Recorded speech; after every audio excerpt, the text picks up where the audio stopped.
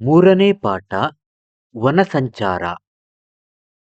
ಈ ಪಾಠವನ್ನು ಕಲಿತ ನಂತರ ನೀನು ಮನೆಯ ಹತ್ತಿರದ ಮತ್ತು ಕಾಡಿನ ಮರಗಳ ಬಗ್ಗೆ ತಿಳಿಯುವೆ.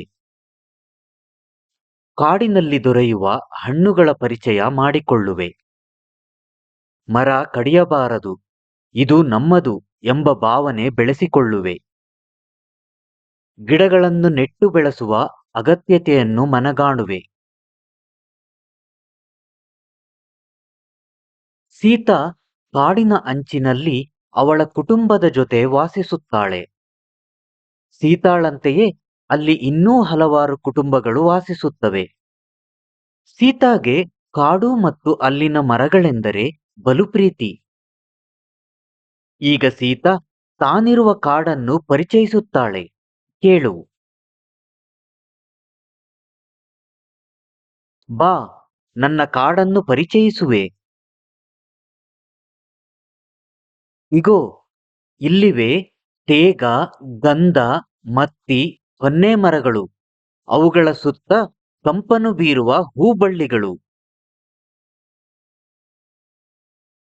ಅಗೋ, ಮರಗಳ ಮೇಲೆ ಜೋಕಾಲಿ ಆಡುವ ಕೋತಿಗಳು, ಸರಸರನೆ ಹರಿಯುತ್ತಿರುವ ಹಾವುಗಳು. ಅಲ್ಲಿ ನೋಡು, ಆನೆ ಮತ್ತು ಜಿಂಕೆಗಳ ಹಿಂಡು. ಮರಗಳು ಎಲ್ಲರಿಗೂ ತಂಪಾದ ನೆರಳು ನೀಡುತ್ತವೆ. ಓ, ಸಿಹಿ ಸಿಹಿಯಾದ ಹಣ್ಣುಗಳು! ಈ ಹಣ್ಣುಗಳನ್ನು ನೀನೆಂದಾದರೂ ತಿಂದಿರುವೆಯಾ? ಬಾ, ಈ ಹಣ್ಣುಗಳ ಸವಿಯನ್ನು ನೋಡು. ನನ್ನ ಕಾಡು ಎಷ್ಟು ದೊಡ್ಡದು, ಎಷ್ಟು ಚಂದ! ಇದೇ ನನ್ನ ಮನೆ. ಈ ಪುಟದಲ್ಲಿ ಕೊಟ್ಟಿರುವ ಹಣ್ಣುಗಳ ಚಿತ್ರದಲ್ಲಿ ನೀನು ರುಚಿ ನೋಡಿರುವ ಹಣ್ಣುಗಳಿಗೆ ವೃತ್ತ ಹಾಕು. ನಿನ್ನ ಊರಿನ ಬಳಿ ಸಿಗುವ ಅಥವಾ ಬೆಳೆಯುವ ಹಣ್ಣುಗಳನ್ನು ಪಟ್ಟಿ ಮಾಡು.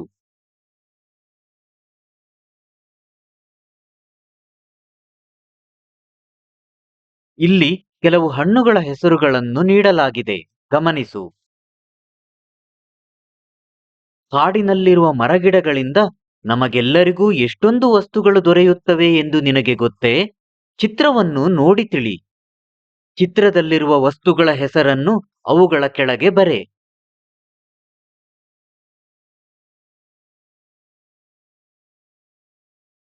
ಇಲ್ಲಿ ನೀಡಲಾಗಿರುವ ವಸ್ತುಗಳ ಹೆಸರುಗಳನ್ನು ಗಮನಿಸು.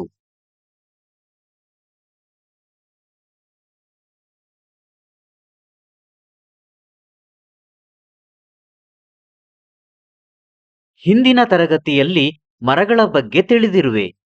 ನಿನ್ನ ಊರಿನಲ್ಲಿ ಬೆಳೆಯುವ 10 ಮರಗಳ ಹೆಸರನ್ನು ಬರೆ. ಈ ಮರಗಳು ಕಾಡಿನಲ್ಲಿಯೂ ಬೆಳೆಯುತ್ತವೆಯೇ? ಹಿರಿಯರೊಡನೆ ಕೇಳಿ ತಿಳಿದುಕೋ.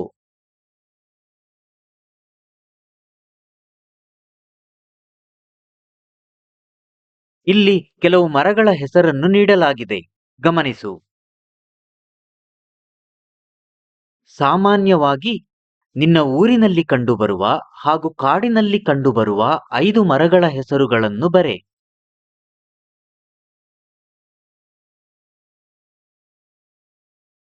ಇಲ್ಲಿ ಕೆಲವು ಮರಗಳ ಹೆಸರುಗಳನ್ನು ನೀಡಲಾಗಿದೆ, ಅವುಗಳನ್ನು ಗಮನಿಸು.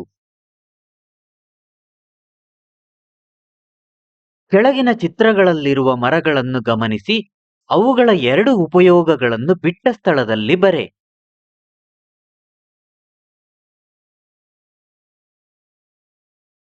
ತೇಗದ ಮರ.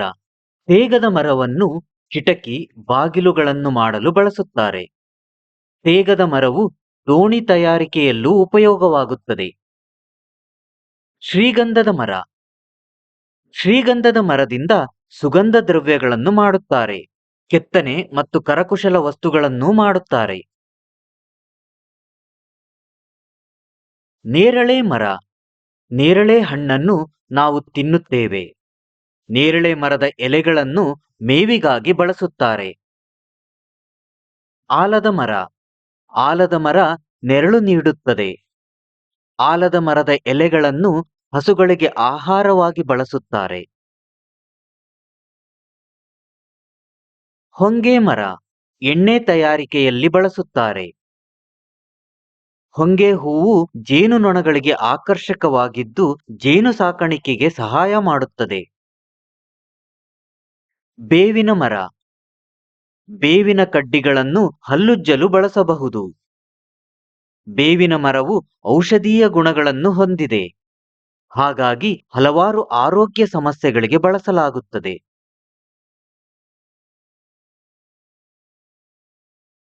ಬೆಟ್ಟದ ನಲ್ಲಿಕಾಯಿ. ಇದನ್ನು ತಿನ್ನಲು ಬಳಸುತ್ತೇವೆ. ಕೂದಲು ಮತ್ತು ಚರ್ಮದ ಆರೈಕೆಗೆ ಬೆಟ್ಟದ ನಲ್ಲಿಕಾಯಿಯನ್ನು ಬಳಸಲಾಗುತ್ತದೆ. ಬಿದಿರು. ಬಿದಿರಿನಿಂದ ಕಾಗದ ತಯಾರಿಸುತ್ತಾರೆ. ಬಿದಿರಿನಿಂದ ಅಲಂಕಾರಿಕ ವಸ್ತುಗಳನ್ನೂ ಮಾಡುತ್ತಾರೆ.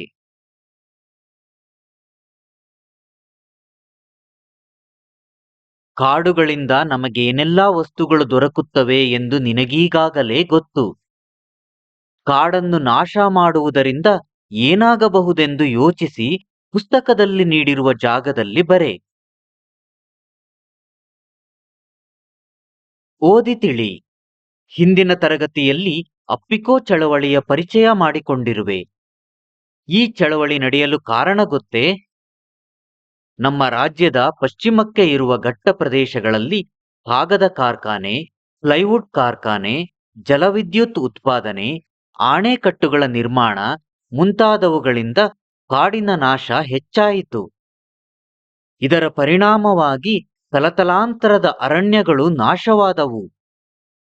ಇದು ಜನಜೀವನದ ಮೇಲೆ ಪರಿಣಾಮ ಬೀರಿತು. ರೊಚ್ಚಿಗೆದ್ದ ಜನರು ಮರ ಕಡಿಯುವವರು ಬಂದಾಗ ಮರಗಳನ್ನು ಅಪ್ಪಿಕೊಂಡು ಪ್ರತಿಭಟಿಸಿ ಅರಣ್ಯ ನಾಶವನ್ನು ತಡೆಗಟ್ಟಿದರು. ಕಾಡನ್ನು ಸಂರಕ್ಷಿಸುವ ಇವರ ಉದ್ದೇಶ ಸಫಲವಾಯಿತು.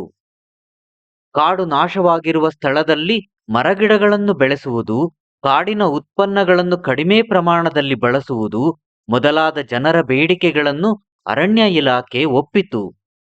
ಅಪ್ಪಿಕೋ ಚಳವಳಿಗಾರರ ಘೋಷಣೆ ಕಾಡನ್ನು ಉಳಿಸು, ಬೆಳೆಸು ಮತ್ತು ಬಳಸು. ಈ ಪ್ರಶ್ನೆಗಳಿಗೆ ಚುಟುಕಾಗಿ ಉತ್ತರಿಸು. ಕಾಡು ಎಂದರೇನು? ನಿನ್ನ ಅಭಿಪ್ರಾಯವನ್ನು ಪುಸ್ತಕದಲ್ಲಿ ನೀಡಿರುವ ಜಾಗದಲ್ಲಿ ಬರೆ. ಕಾಡು ಎಂದರೆ ತುಂಬಾ ಮರಗಳಿರುವ, ಹಲವಾರು ಸಸ್ಯಗಳಿಂದ ತುಂಬಿರುವ ಪ್ರದೇಶ. ಅನೇಕ ಪ್ರಾಣಿಗಳು, ಹಕ್ಕಿಗಳು ವಾಸ ಮಾಡುವ ಒಂದು ಪರಿಸರವಾಗಿದೆ. ಕಾಡಿನಲ್ಲಿ ಸಾಮಾನ್ಯವಾಗಿ ಕಂಡುಬರುವ 5 ಸಸ್ಯಗಳ ಹೆಸರನ್ನು ಬರೆ. ಆಲದ ಮರ, ಅರಳಿ ಮರ, ಬೇವು, ಮಾವು ಮತ್ತು ತೇಗ. ಕಾಡಿನಲ್ಲಿ ವಾಸಿಸುವ 5 ಪ್ರಾಣಿಗಳ ಹೆಸರನ್ನು ಬರೆ. ಹುಲಿ, ಜಿಂಕೆ, ಕರಡಿ, ಸಿಂಹ ಮತ್ತು ಕಾಡುಕೋಣ. ಕಾಡಿನಿಂದ ದೊರೆಯುವ 5 ಹಣ್ಣುಗಳನ್ನು ಹೆಸರಿಸು. ಬೆಟ್ಟದ ನಲ್ಲಿಕಾಯಿ, ನೇರಳೆ, ಅಂಜೂರ, ಹಲಸು ಮತ್ತು ಹತ್ತಿಹಣ್ಣು. ಕಾಡಿನಿಂದ ಆಗುವ 5 ಉಪಯೋಗಗಳನ್ನು ಬರೆ. ಕಾಡಿನಿಂದ ನಮಗೆ ಕಟ್ಟಿಗೆ ದೊರೆಯುತ್ತದೆ. ಪ್ರಾಣಿ ಪಕ್ಷಿಗಳು ವಾಸ ಮಾಡುತ್ತವೆ. ಕಾಡು ಮಳೆ ನೀರನ್ನು ಹಿಡಿದಿಟ್ಟುಕೊಳ್ಳುತ್ತದೆ. ಕಾಡುಗಳು ಮಣ್ಣಿನ ಸವೆತವನ್ನು ತಡೆಯುತ್ತದೆ. ಹಣ್ಣು ಮತ್ತು ಔಷಧೀಯ ಸಸ್ಯಗಳು ಕಾಡಿನಿಂದ ದೊರೆಯುತ್ತವೆ.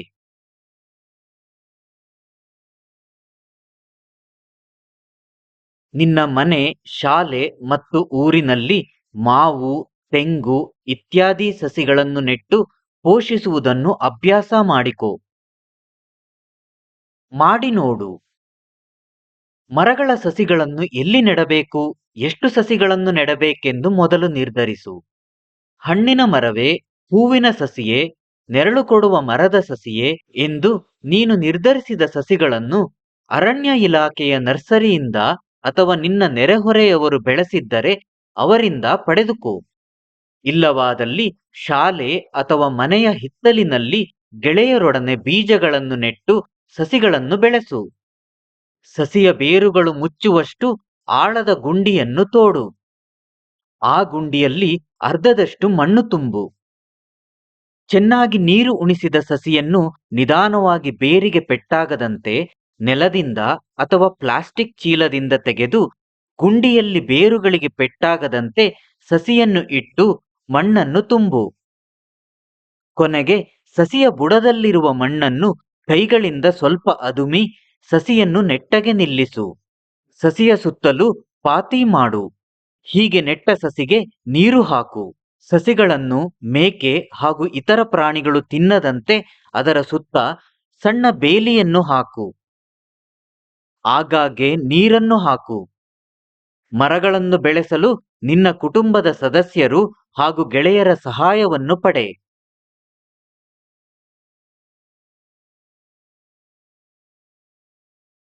ಹಾಡಿನಲಿ ಇಲ್ಲಿ ಕೊಟ್ಟಿರುವ ಹಾಡನ್ನು ನಿನ್ನದೇ ರಾಗದಲ್ಲಿ ಹಾಡು.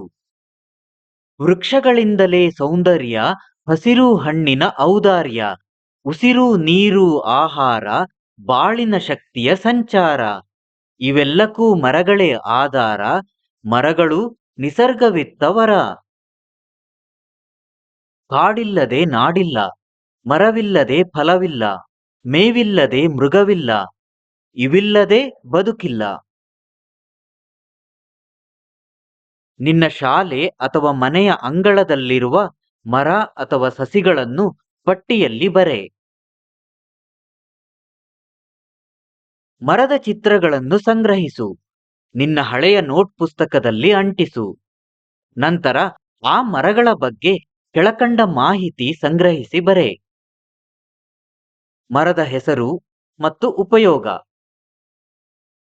ಈ ಪಾಠದಲ್ಲಿ ಈಗಾಗಲೇ ಕೆಲವು ಮರದ ಹೆಸರು, ಉಪಯೋಗಗಳನ್ನು ನೀಡಲಾಗಿದೆ. ಅವುಗಳನ್ನು ಗಮನಿಸು. ಅದೇ ರೀತಿಯಲ್ಲಿ ಕೆಲವು ಮರಗಳ ಹೆಸರು ಮತ್ತು ಉಪಯೋಗಗಳನ್ನು ಬರೆ. ಕಾಡಿಗೆ ಸಂಬಂಧಪಟ್ಟಂತೆ ಕೆಲವು ವಾಕ್ಯಗಳನ್ನು ಈ ಚಿತ್ರದಲ್ಲಿ ನೀಡಲಾಗಿದೆ. ಇವುಗಳನ್ನು ಗಮನಿಸು. ಕಾಡಿನ ನಾಶದ ಪ್ರಮಾಣ ಹೆಚ್ಚಾಗುತ್ತಿದೆ. ನಾವು ಪಟ್ಟಣಗಳಲ್ಲಿ ಜೀವಿಸುತ್ತಿದ್ದರೂ ಆಹಾರ, ಬಟ್ಟೆ, ವಸತಿ, ಉರುವಲು, ಔಷಧಿಗಳು, ನಿರ್ಮಾಣ ಸಾಮಗ್ರಿಗಳು ಹಾಗೂ ಇತರ ಪದಾರ್ಥಗಳಿಗಾಗಿ ಕಾಡುಗಳನ್ನೇ ಅವಲಂಬಿಸಿದ್ದೇವೆ. ಭೂಮಿಯ 1/3 ಭಾಗ ಕಾಡುಗಳಿದ್ದರೆ ಒಳ್ಳೆಯದು. ಹಲವಾರು ಆಧುನಿಕ ಔಷಧಿಗಳನ್ನು ಕಾಡಿನ ಸಸ್ಯಗಳಿಂದ ತಯಾರಿಸಲಾಗುತ್ತದೆ. ಭೂಮಿಯ ಮೇಲೆ ಬದುಕಿರುವ ಪ್ರಾಣಿಗಳು ಮತ್ತು ಸಸ್ಯಗಳಲ್ಲಿ ಅರ್ಧಕ್ಕಿಂತ ಹೆಚ್ಚಿನವು ಕಾಡನ್ನೇ ಆಶ್ರಯಿಸಿವೆ. ಅರಣ್ಯ ಸಂರಕ್ಷಣೆಯ ಬಗ್ಗೆ ಘೋಷಣೆಗಳನ್ನು ಬರೆ. ಇಲ್ಲಿ ಕೆಲವು ಘೋಷಣೆಗಳನ್ನು ನೀಡಲಾಗಿದೆ. ಅವುಗಳನ್ನು ಗಮನಿಸು. ಕಾಡು ಉಳಿಸಿ, ನಾಡನ್ನು ಉಳಿಸಿ. ಅರಣ್ಯ ನಾಶ, ಪರಿಸರ ನಾಶ. ಕಾಡಿದ್ದರೆ ನಾವಿಲ್ಲಿ, ಕಾಡಿಲ್ಲದೆ ನಾವೆಲ್ಲಿ.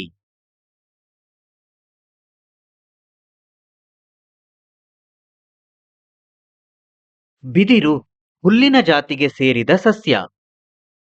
ಕೆಲವು ಜಾತಿಯ ಸಸ್ಯಗಳ ಎಲೆಗಳಿಂದಲೇ ಸಸಿಗಳು ಹುಟ್ಟುತ್ತವೆ. ಉದಾಹರಣೆಗೆ ಬ್ರಯೋಫಿಲಂ. ಕರಾವಳಿಯಲ್ಲಿ ಬೆಳೆಯುವ ಮ್ಯಾಂಗ್ರೋವ್ ಅಂದರೆ ಕಾಂಡ್ಲಾ ಸಸ್ಯಗಳ ಬೀಜಗಳು ಸಸ್ಯಗಳಲ್ಲೇ ಮೊಳಕೆಯಾಗಿ ಸಸಿಗಳು ನೆಲಕ್ಕೆ ಉದುರಿ ಬೆಳೆಯುತ್ತವೆ.